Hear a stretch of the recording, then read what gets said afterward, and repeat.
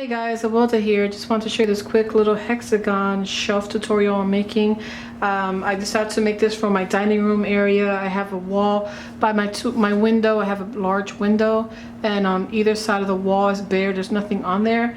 So I was looking on Pinterest this morning and was trying to figure out what I could do that's inexpensive, fun, and quick that I can put up on the wall, and with supplies I already had available.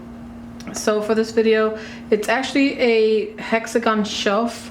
So you're gonna need some lollipop sticks like I have here. You're gonna need a glue gun and glue sticks.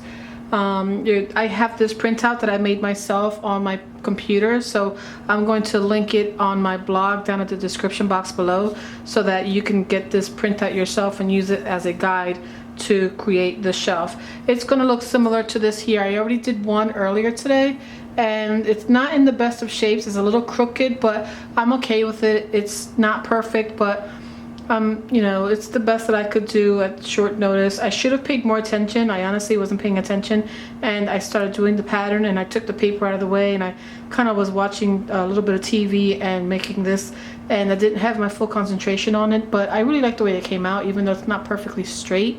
If you want it perfectly straight, just try to focus on making the lines straight as possible. And if you do use a glue gun, you're going to find that it's pretty quick to stick. So once you sit it together, or rather once you set it together, it's going to stick. If you want to be able to move it, I recommend using a different glue, something that is almost like a craft, like an Elmer's glue or school glue, because that way you're able to adjust it. The only difference is that with the glue stick and the glue gun, it's as soon as you put it together, it sticks, whereas with a craft glue like the Elmer's wood glue, it won't stick. You're gonna have to let it sit for a little while. So if you're okay with letting it sit and then moving on to the next phase, then you can totally do that. So like I said, I did this one here already, but I want to just give you a quick idea as how I did it.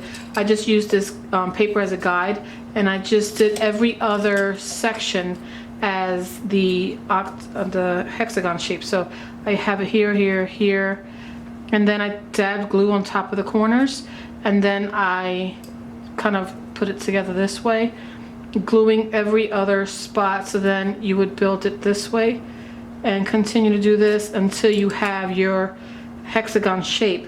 And then you just every other dot, so you would glue just these two corners and then these two corners, and you would skip every other corner until you have the hexagon shape that you want. So since I already did the one, and I was actually in the process of making a second shelf that I already have here, I thought I'd show you the process as I went along. So this is the other shape that I already have, and I'm continuing this.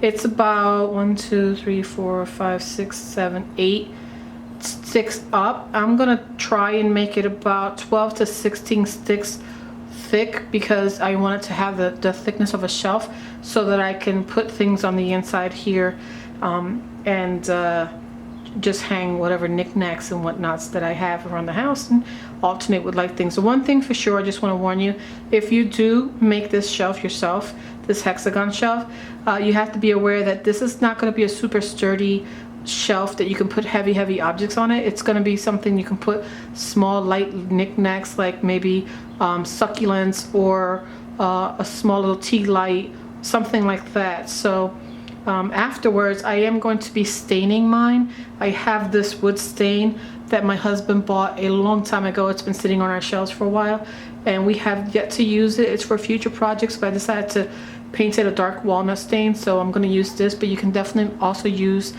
maybe some paint if you prefer to paint it a specific color to your theme or your room. And you can hang this anywhere. You can do it in the children's bedroom, your dining room, living room, office, wherever you want, as an added little kind of like a fun little alternative to just having an empty wall or painting. I don't have anything on my walls as of yet, so this would be something for now. And then in the future, if I get tired of it, I can take it down, move it to another part of the house, and then continue to put something else there. And it's not anything heavy, it's not anything expensive, and I think it's a lot of fun. It's really cute. And so I'm just going to continue, like I said, just gluing on the ends here. I'm doing it this way and just gluing it down like this. And then very quickly, I'm sorry, I'm lefty, so I have to use my left hand. But just to show you, that's exactly what it is. It's super simple. You just glue the ends, and I find it easier to glue the sticks itself rather than to put it on the hexagon shape, because then I can quickly kind of shift it around super quickly before it dries. And that's it. So now if I want to remove the sticks, they're actually glued down. I can't move them now. So once they're in, they're pretty much not going to move, and you continue to do that until you have about the 16 sticks up, and then that's it. Then you move on to painting or staining. So I'm just going to continue now.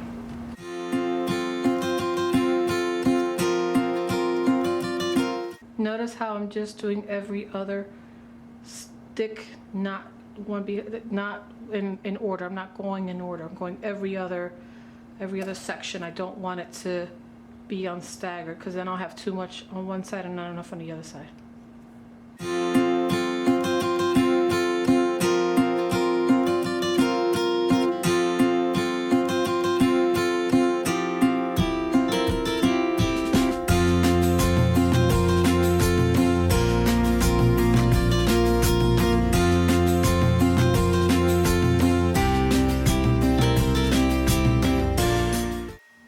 Okay, now that we have our hexagon done, I'm going to stain it with this wood stain that I have available. I put on some protective gloves to make sure I don't get anything on my hands. If you don't have any of these gloves, I'm sure you can get them at like Home Depot, Lowe's, or any hardware store. I think they even sell them in craft departments, I'm not too sure. But yeah, definitely get some gloves, and that way you don't get it on your hands. Yeah, so I already uncorked this, or I took the lid off just to loosen it up a bit. I already mixed it, and what we're going to do now is I'm just going to proceed to stain this and then stain the other one. And if I might put a second coat because I want it nice and dark, so I'm going to stain it, allow it to dry, and then put a second stain. And one thing's for sure, make sure you get in between the popsicle sticks so it doesn't show through that it's not completely done. Also, make sure that you have a protective surface. I put an old cereal box, I just cut it open and use that as a protective surface. You can use newspapers, you can use anything you have available, even a plastic table cover that you can get from the dollar store. So just get that and make sure you get all the stain in between the wood pieces.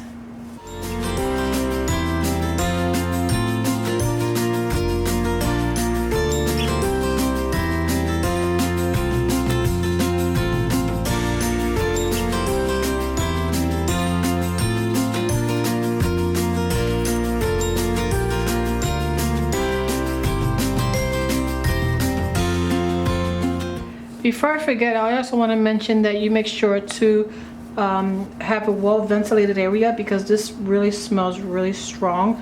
I don't want anyone getting sick and doing this in an enclosed area, so please make sure that you do it either outside or someplace that's very well ventilated, because this smells very, very strong.